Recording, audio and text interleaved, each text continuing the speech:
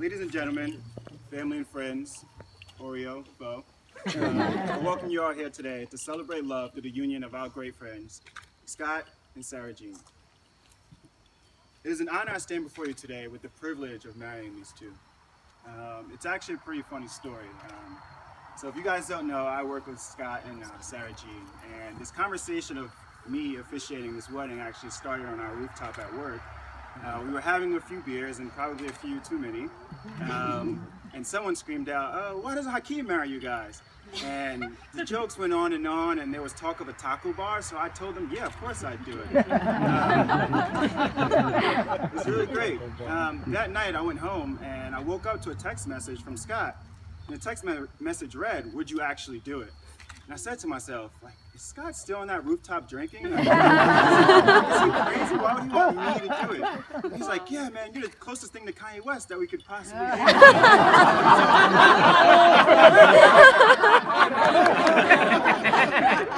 I thought to myself, I was like, you know what? I am like Warhol. I am pretty much Shakespeare in the flesh. I might as well just do this wedding. And I told Scott, and I text Scott back, and I was like, you know what? I'll do it. And to me, on a more serious note, it's like, how could I say no to Sarah Jean and Scott? These two have been great since the very day that I met them, and they have been amazing. Scott was the first person I met at Meetup, where we currently work, and he welcomed me with open arms as if I was his brother, and immediately introduced me to Sarah Jean. These two have been amazing. It's like an honor to actually watch their love, and I'm sure you all here can vouch today that they're just like amazingly, perfectly met for each other. And it's an honor to be here, and I'm sure you guys are all honored to have been welcomed into their ceremony today. You two have done what many people only dream of doing, and that's finding your best friend and spending your life with them. I congratulate both of you today as you embark on that journey. You motivate those around you with your display of love, and you give faith that finding love is absolutely attainable by everyone here. The commitment and respect that you guys have for each other is unmatched. At this moment, Sarah Jean, I'd like you to welcome us into your life with a glimpse of the love you have for Scott by sharing your vows with him.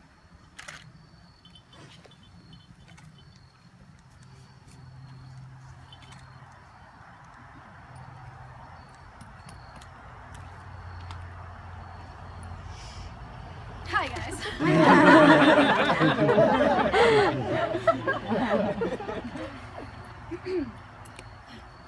In the novel Housekeeping, which I long considered a portrait of myself, the protagonist Ruthie says, "It was a source of both terror and comfort to me then that I often seemed invisible, incompletely and minimally existent, in fact.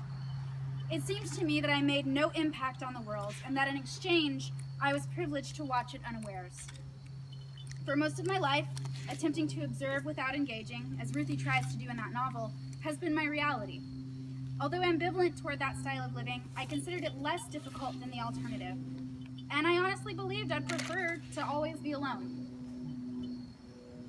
And then there was you. Your easy nature, your wit, your patience, your intellect, your ambition, your compassion and empathy and sense of humor. I didn't like them.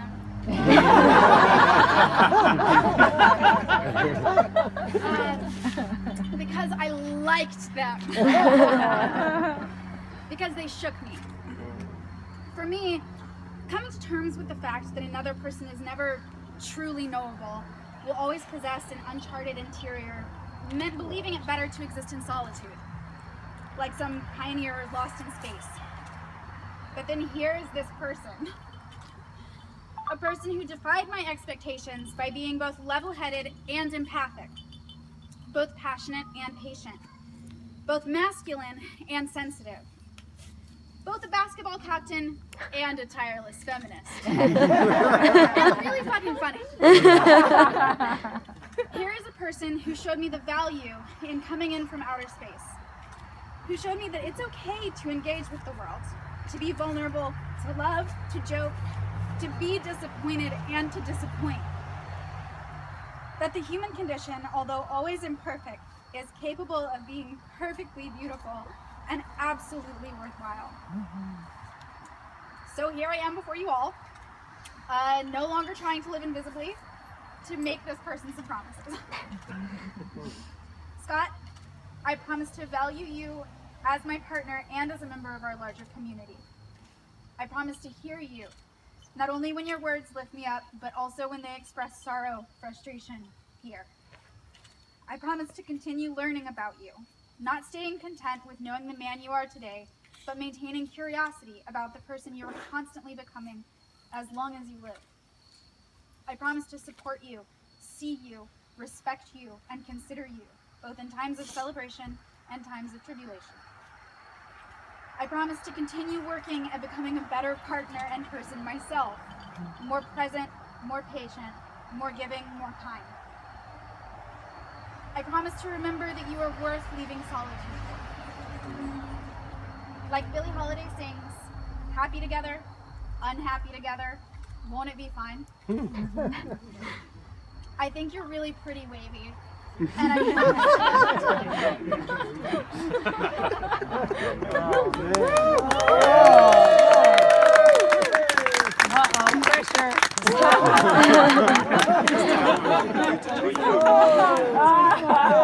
Get up.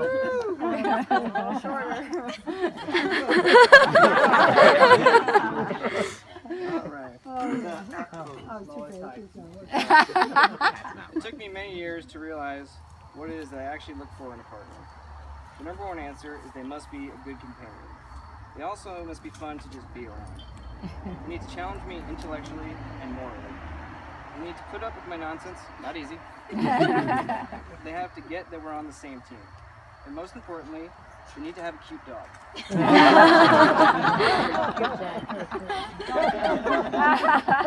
The truth is that I've never found someone who makes this much sense to me and can do all these things and more. So now it's about what I can promise you. I promise to be honest, loyal, and to always treat you with respect. I promise to be wavy, goofy, and to always do last walk. I promise to take care of you in sickness, in health, or when you accidentally consume gluten. I promise to always have your back and to be there in times of need. I promise to support you, love you, and to be fair to you. I promise to be your best friend and to always treat you as mine. Most of all, I promise to be the best husband I can be and companion.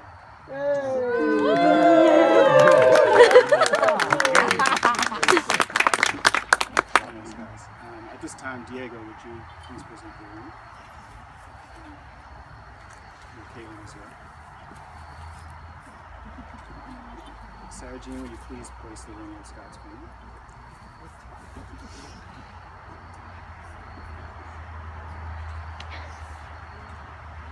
Sarah Jean,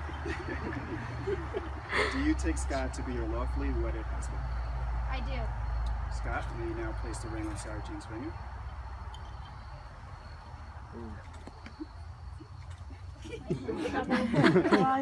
Scott, do you take Sarah Jean to be your lawfully wedded wife? Yep. Okay. By the powers vested in me by Universal Life Church. I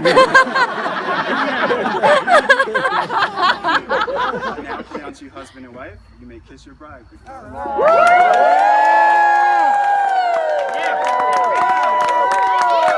Yes.